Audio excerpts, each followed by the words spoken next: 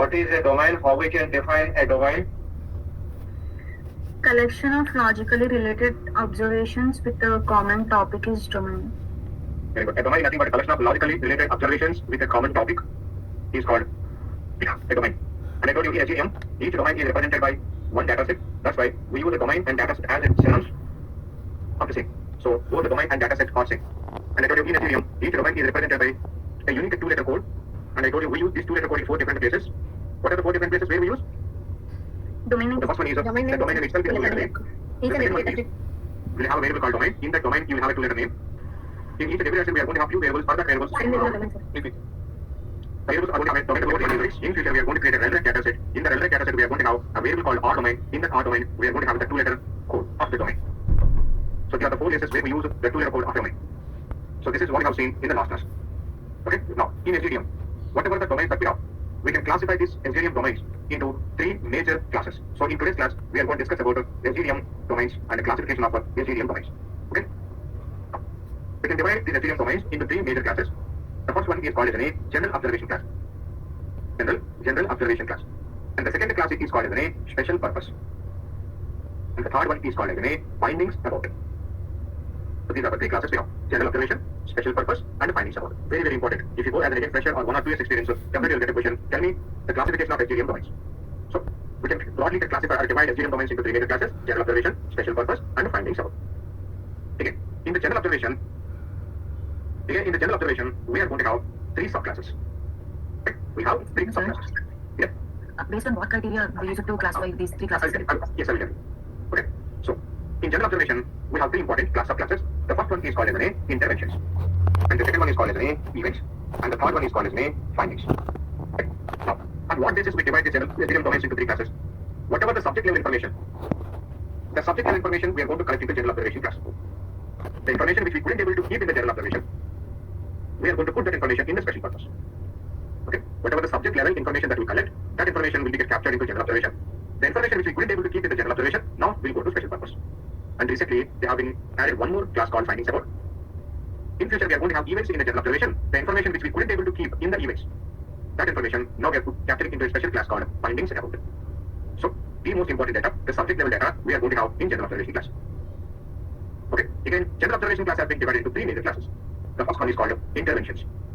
In today's class, first of all, I'm going to explain this SGDM classification based on the SGDM IG 3.2. Then I will add the new domains that we have in 3.3. Then I will add the new domains that we added in 3.4 also. First, we will go with 3.2.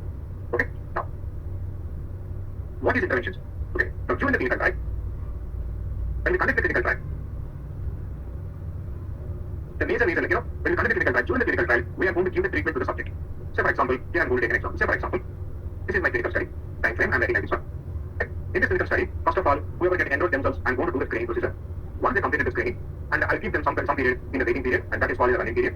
And after that, I'm going to do the randomization. Now, based on the randomization, now what I'm going to do, I'm going to stop the treatment. Okay. For some subjects, I'm going to give treatment A. For some subjects, maybe I'm going to give either treatment B or treatment B. For somebody, I'm going to give the placebo. And after the treatment got over, what I'm going to do, I'm going to put them in the follow. Okay. So, say for example, now coming to the treatment. So what I'm going to do the treatment, whatever the treatment they have specified in the protocol, and that is called a study treatment, I'm going to give a study treatment. It can be a drug A or maybe drug B or a drug placebo, whatever it might be, I'm going to give according to the study protocol, and that is called as a study treatment. So, whatever the study medication study treatment that I'm giving, I'm going to collect all the study treatment information into the CRF sheet. Now, whatever the study related treatment, protocol specific treatment information that we have, I'm going to collect that information into a class called interventions. Now, in the interventions, we are going to have a domain called exposure. So, for example, here I'm taking a subject. Okay, this subject involved in a clinical trial. Okay, now according to my protocol, this is the protocol. According to study protocol, from the treatment stop to the treatment end. Say for example, I have a treatment 90 days. During the 90 days, according to my study protocol, every day I should give 1 tablet in the afternoon, 1 tablet in the night time after the dinner. So for the next 90 days from the treatment start day 2, he is going to take the treatment. This is the official medication. This is the protocol specified medication. For this medication only, this subject is involved in the clinical trial. So that means the next 90 days, what we are going to do, we are going to give some treatment. That is as I said, study related or protocol specified treatment. Whatever the treatment that we are giving, how many times in a day that we have given, what is the dose that we have given, what is the route of administration, what are the dose units.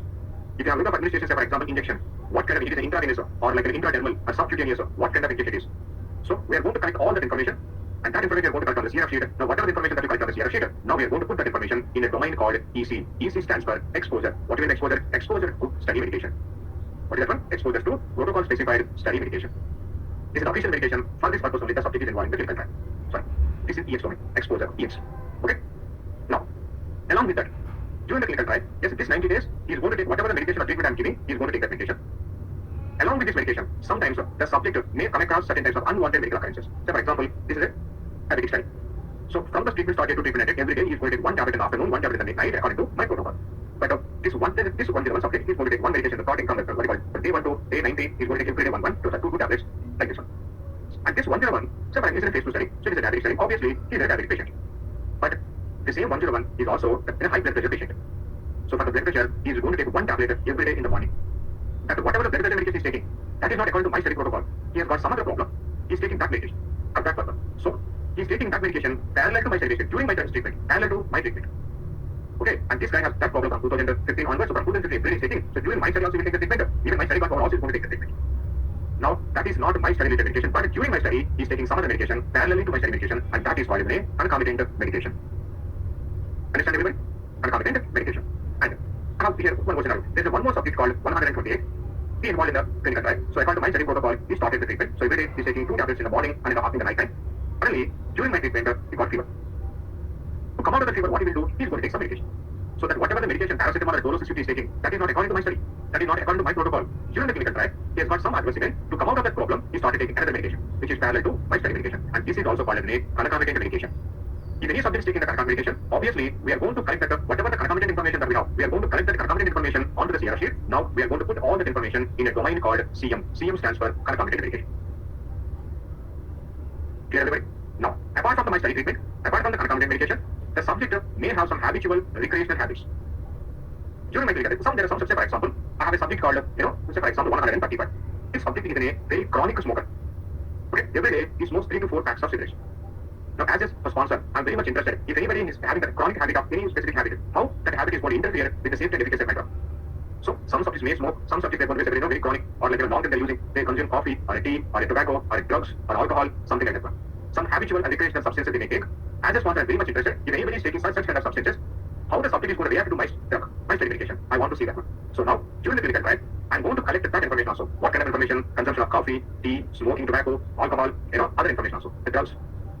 So, if anybody has got such kind of information, and those recreational or habitual things I'm going to collect, and I'm going to collect all that information on the CRF sheet, now I'm going to put that information into a domain called substance use. SU dataset or SU domain. Substance use.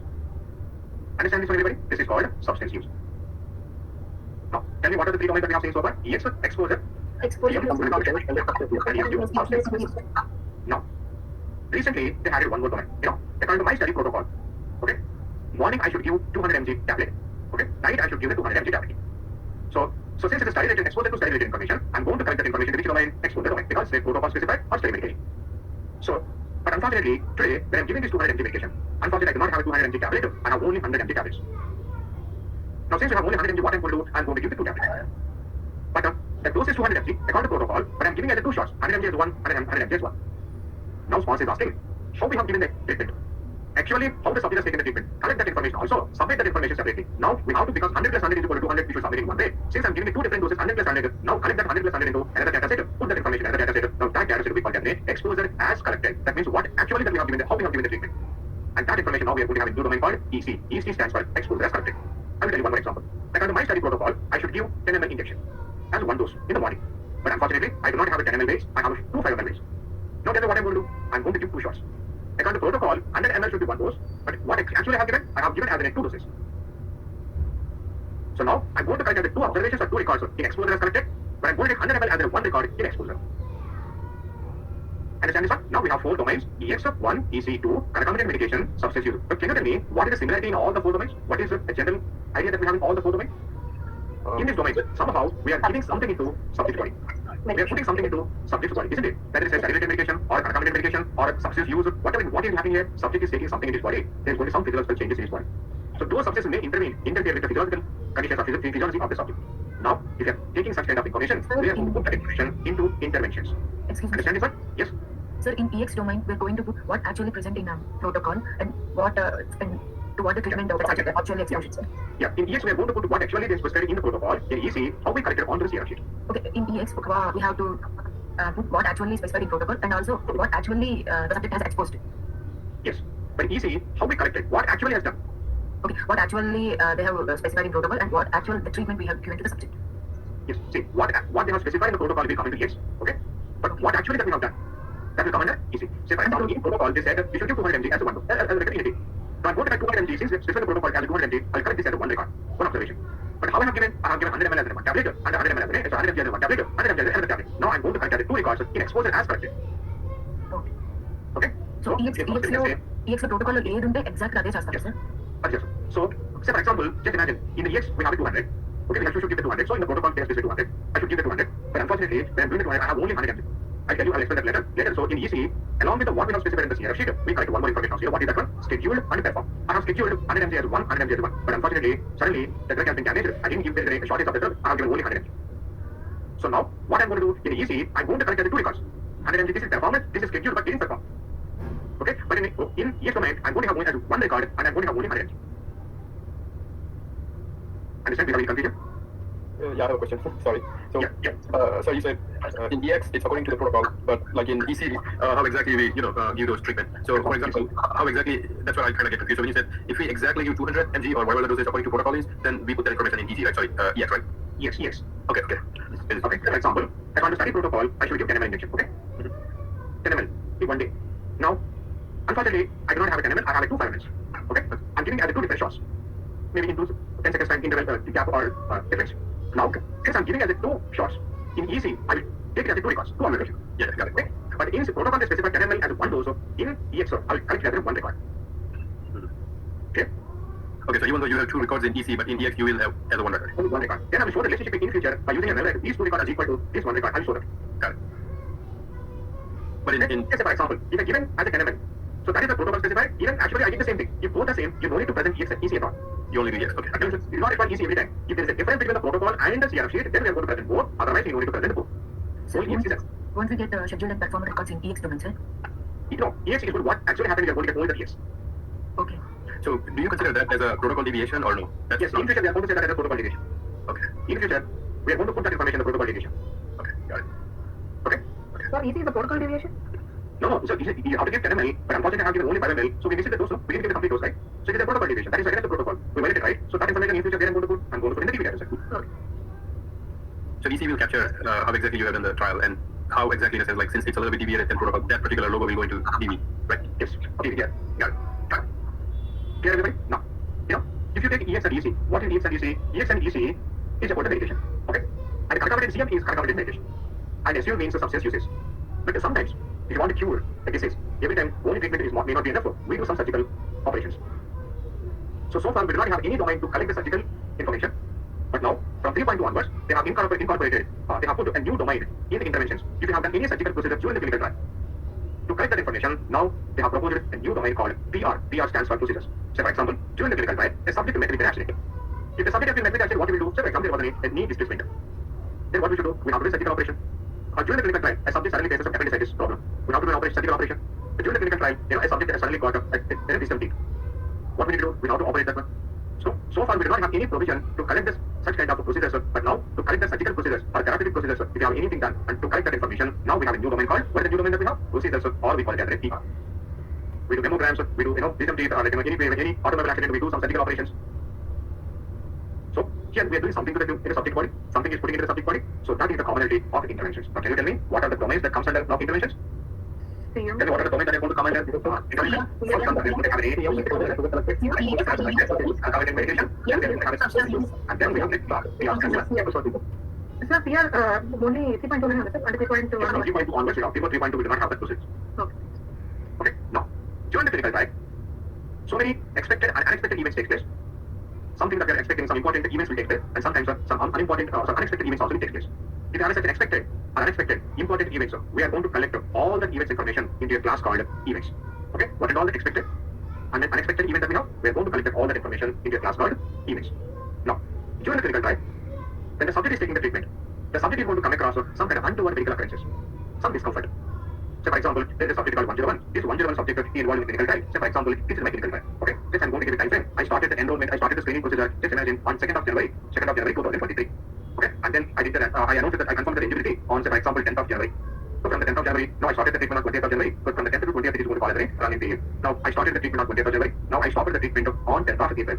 So, from 20th of January to 10th of April, every day he's going to take one tablet in the afternoon, one tablet in the night. Just imagine. After treatment, I have to please come one more time on 20th of April. I'm going to see how we are doing. And this, from the last dose of the treatment to the next visit, we call it as a follow-up. This is the my time frame. So, there's a subject called 1 kilowatt involved. So, we started the training on 2nd of January. And after that, we confirmed the eligibility, and then we started the treatment on 20th January. Suddenly, on 22nd January, he started having rashes on his skin, on his face.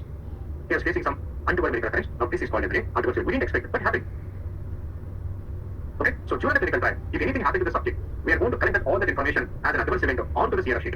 Okay, whatever the adverse event that occurred, we are going to collect all that information onto the Sierra sheet. Now, whatever the information I collected on the Sierra sheet, now I'm going to put all the data into a data set or a domain called AE. AE stands for adverse events. Sir, untoward medical occurrence means which is not related to study treatment, right, sir? I'll tell you in a minute. Now, this is a diabetic study. Okay, and this is a phase 2 study. Obviously, what is the study population that we are going to take in a phase 2 diabetic study? We will take only diabetic patients. Okay, now here, so there's one more subject called 155. This subject, he is a diabetic patient, obviously, he's in a phase 2 study. So I have taken only the diabetic patient. But during the clinical trial, he's having more and more severe diabetic symptoms. He's developing more and more, diabetic symptoms. Can you tell me a few diabetic symptoms, anybody?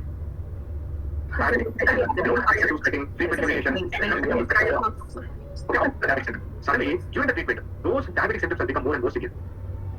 In the scenario, we are not going to consider an adverse event. What is the study decision here? What is the study decision?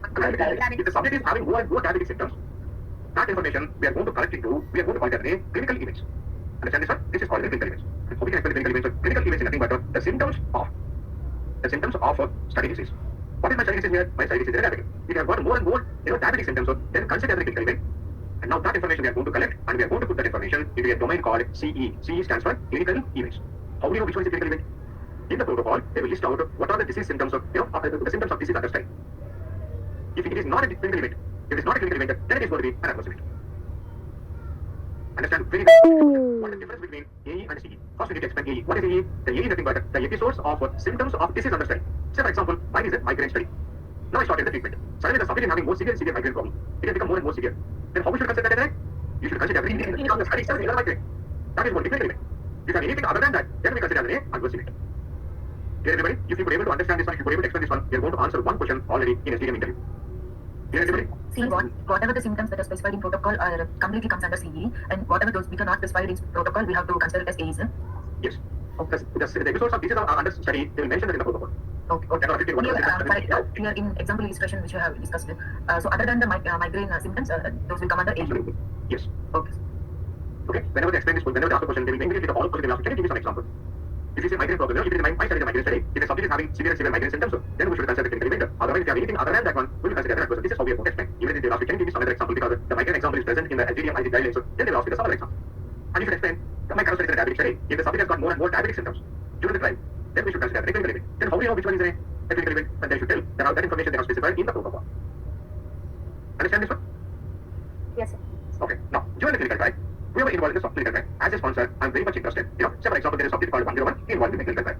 When he came to the first time for screening procedure, I asked him, do you have any medical complications, important medical conditions in the recent past? In the last 2 to 3 years, do you have any significant medical history?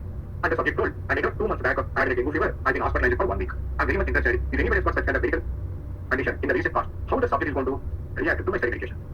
So, if anybody has got a significant major medical history in the past, that I'm going to collect that information onto the Sierra sheet. Whatever information that I'm collecting on the Sierra sheet, now I'm going to put that information in a domain called medical history or MH. How do we know which one is medical history? Now, when I'm going to collect that information, when you come for the first time for the screening, if you've got any problem before the screening procedure, before the enrollment, I will consider that a medical history. Okay? Now, after screening, if you've got any problem, now I'm going to consider that a adverse event. Okay, now, screening to Mundu, enrollment to Mundu, if you have got any problem before the screening, I'm not responsible for that one. I'll not care much about that. I'll collect that medical history. The subject told, just last year I met with an accident. I was in hospital. I've been hospitalized for 2 months. I'll collect that information as a medical history. And last year I've been infected with COVID. I've been hospitalized for 15 days. I collect that information. That I'm going to collect as a medical history. But if anything happened after screening, now I should consider that as how? Adverse event. So even after the cancer? Treatment start Mundu Kuda, we should consider already. Treatment starting the, if the adverse event is occurred during the treatment, of course it is too early to say, if anything happened during the treatment, how I'm going to consider that I'm going to consider in future, I'm going to tell you, that is called as a treatment emergent adverse event. Okay, so that means adverse event is different from the treatment emergent adverse event. I will tell you that one later. But anyway, all the things after the screening, whatever the thing happened, that I'm going to consider as a AE adverse event. But again, adverse events are two types, normal adverse event and a treatment emergent adverse event. I will tell you that one later, what is the difference between those two. So, before the treatment, after screening also we are going to consider as a adverse event. Okay? Now, the next important thing is, during the clinical trial, I strictly ordered every day you have to take morning one tablet, night one tablet. You have to take this one for the next 90 days. But the subject, unfortunately, he was aware he was out of station for a couple of days and he didn't take the medication. He forgot to take the medication and he didn't take that one. According to my study protocol, he has to take one tablet every day in the afternoon and one tablet in the night, but he skipped it for a couple of days. That is against my protocol. So now this is called protocol deviation. When we have such kind of major deviations, I'm going to collect all that information. And I do strictly order him, when you're taking my treatment, don't take painkiller. And one day, he was suffering because he got very severe pain, body pain, so, and he has taken the painkiller. I told him, don't take the painkiller, but he couldn't able to bear it, so he took the painkiller. According to my study treatment, there is a band of prohibited medication, but he took the prohibited medication, and that is a protocol violation. According to study treatment, I should give the drug A, but unfortunately, because of some displacement instead of the drug A, I have given the drug B. Then again my protocol. So, if you have such kind of any protocol deviations, we are going to collect all the major protocol deviations. From that information, we are going to put into a dataset called DV, a domain called DV. DV stands for deviations. Because in future, I want to check if anybody has such kind of deviations, what exactly is happening. DV stands for what? Deviations. Understand this for everybody? Now, I have one more example. This is my study. At the time, I started screening on 2nd of January. I announced the eligibility on 10th, and I started the treatment 20th of January, and I'm giving the treatment up to 10th of April, and 20th of April is the follow-up date. Okay. Now, there is a subject called 101. He Sir, wants clinical trial. what is the difference between a treatment end date and a follow-up, sir? The treatment ended the last dose of the treatment. Okay, sir. And after the last dose, I want to check how the subject is doing, and after that, I'm going to ask him to come to check how he's doing. Okay. If Okay. any, He's going to come one more time to check. Yeah. if any